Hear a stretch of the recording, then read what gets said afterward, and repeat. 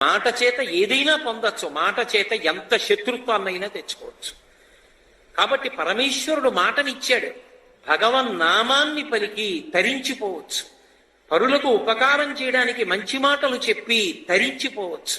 కాబట్టి మాట ఇచ్చినటువంటి పరమేశ్వరుని పట్ల కృతజ్ఞతాభావంతో, ఈశ్వరా నువ్వు నాకు మాట ఇచ్చావు, నువ్విచ్చిన మాట ఎప్పుడూ ఎవరిని బాధ పెట్టేది కాకుండా నేను చూసుకుంటాను అని మాట్లాడే ముందు పరాకు పొందినవాడు ఎవడున్నాడో వాడు పరదేవత భక్తితో ఉన్నవాడు. అంతేగాని అక్కడికి వెళ్ళి 4 పూలు పూజ చేసి రావణాసురుడిలాగా బయటికి వచ్చి పనికి మాలిన మాటలన్నీ మాట్లాడుతుంటే వాడు భక్తుడు ఎందుకు అవుతాడు? వాడు భక్తుడు కాడు.